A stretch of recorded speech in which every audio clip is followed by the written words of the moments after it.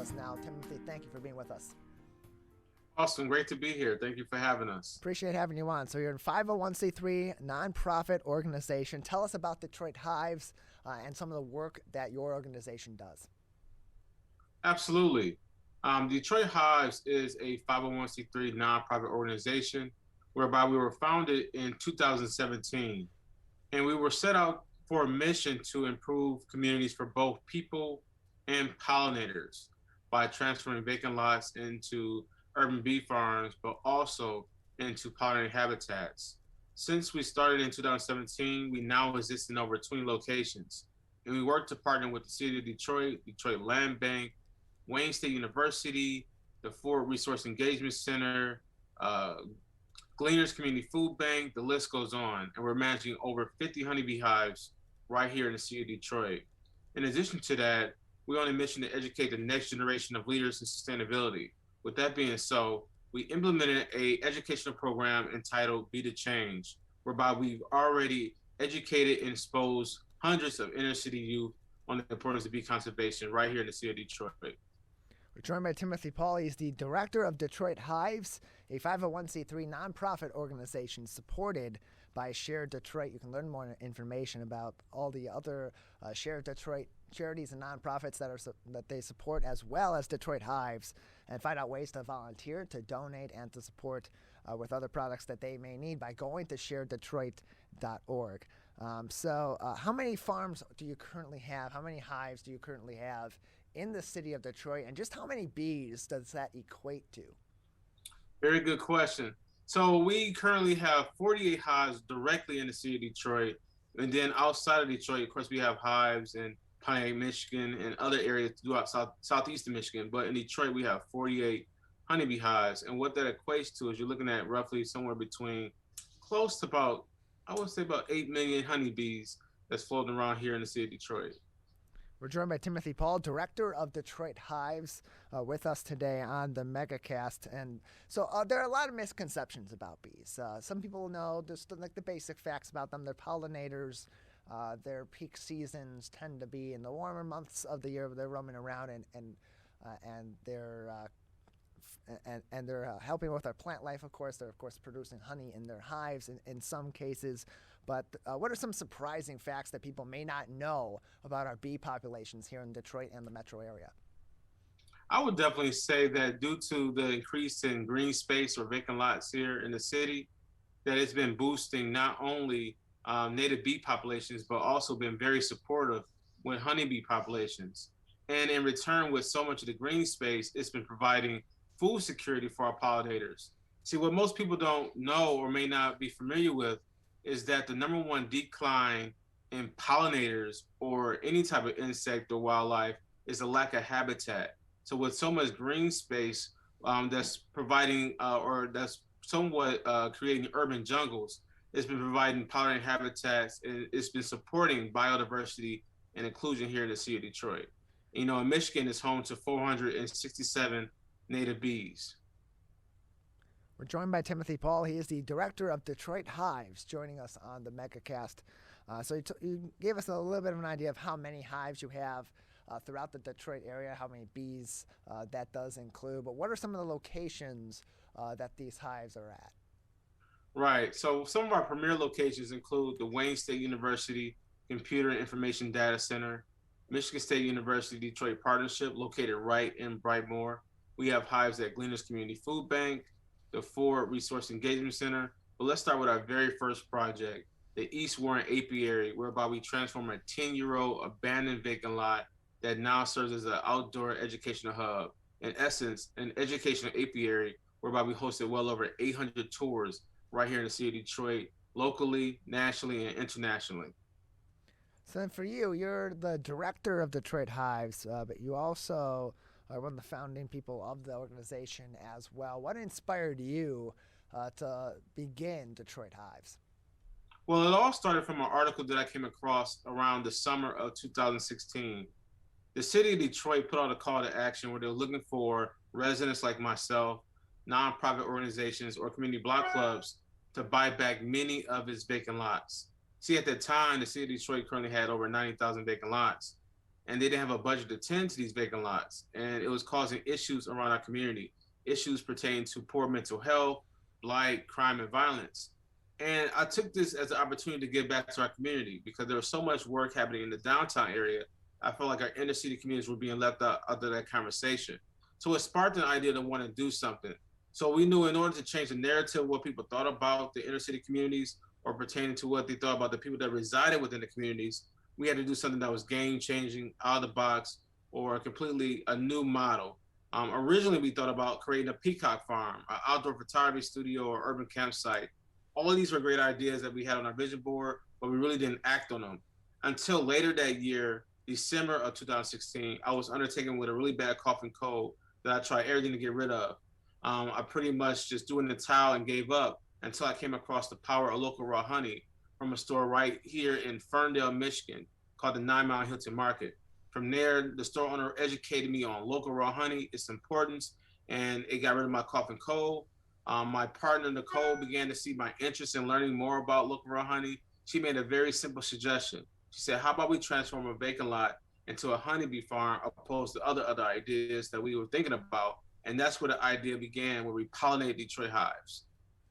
And so, how many vacant lots in the city of Detroit have been converted since you bought your first? You and your partner Nicole had bought the first lot back in 2017. Since then, how many have been then converted into a bee farm in Detroit? Very good question. We've been able to successfully convert over 5 vacant lots right here in the city of Detroit, working to create a social, environmental, and financial impact in our community.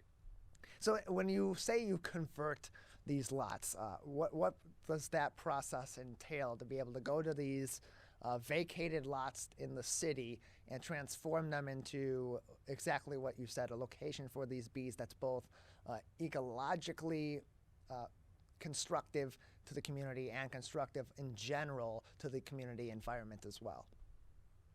Yes, there's a lot that goes into converting a vacant lot. For one, depending on what site you choose, you must convert, or I would say conduct a land survey. But in addition to that, we're talking about community development. You just can't put hives in locations without working with the community. You have to create a hive within this space. So the first thing you need to do is really communicate with your community, find some local partners to be a part of this project. In addition to that, what we've been able to do is form partnerships right here in the city of Detroit that allow us to buy back the vacant lots in the city of Detroit. We're joined by Timothy Paule. He is the director of Detroit Hives, joining us today on the megacast as part of our Shared Detroit charities and nonprofits of the day that we're doing Monday, Wednesday, and Fridays at 10:20 now through November 30th as we approach Giving Tuesday. You can learn more information about Detroit Hives and other opportunities you may have to join them in their activities and, of course, to donate to their organization by going to DetroitHives.org or by visiting ShareDetroit.org as well. Again, we're joined by Timothy Paule, who is the director and one of the co-founders of Detroit Hives. And so, Timothy, when you do establish a hive on one of those vacant lots in the city of Detroit, beyond the ecological benefits that it brings to that environment in that area of our world, from a community standpoint, what benefit do these hives bring to their area of the Detroit community and to the broader community in Detroit? In essence, let's start with food security. Pollinators are responsible for 90% of the foods that we eat today. Pollinators consist of butterflies, honeybees, native bees, ants, even wind serves as a pollinator. According to the Detroit Food Policy Council, they estimate that 48% of all Detroit households are considered food insecure, meaning that most residents only have access to fast food restaurants, gas stations, and liquor stores. And according to the USDA, they report that when you have these limited options of food choices, you're more likely to be prone to chronic illnesses like COVID-19, heart disease, diabetes, even depression. So by reactivating these vacant lots, it not only help reverse mental depression or mental disorders by seeing beautified projects, but it also works to provide food security, which provide better for your health.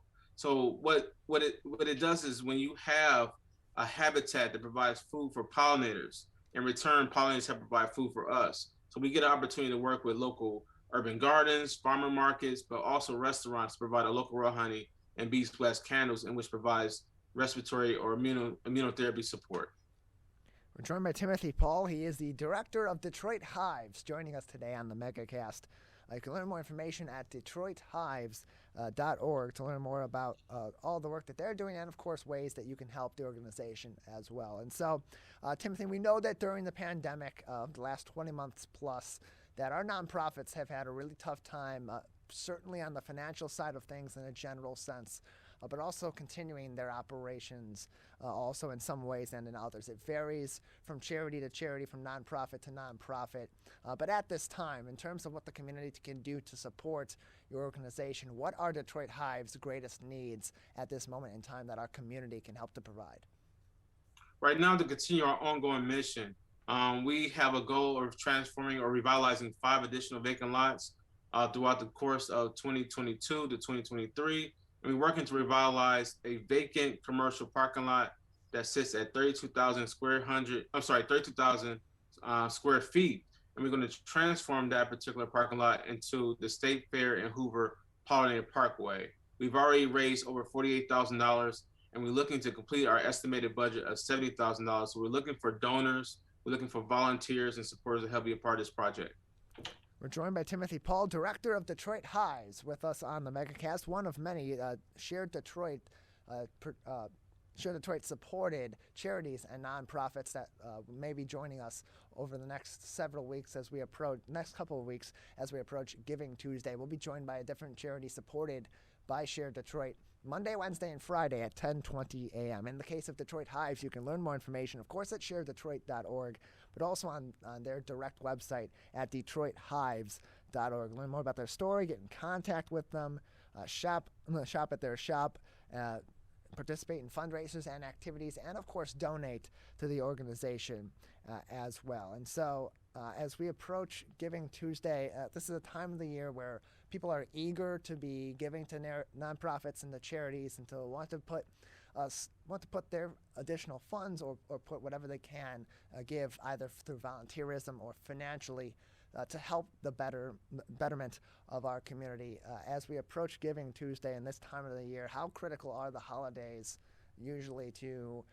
the next year over for organizations like yours? It's very critical, especially during this time. Most people, they really are not really focused on bees, because the weather is changing. So it's really important to keep our minds on our pollinators, because honeybees, they do in fact still work over the winter. They're less active, but they still work to keep their hives warm. And they do this by clustering up and creating their own temperature.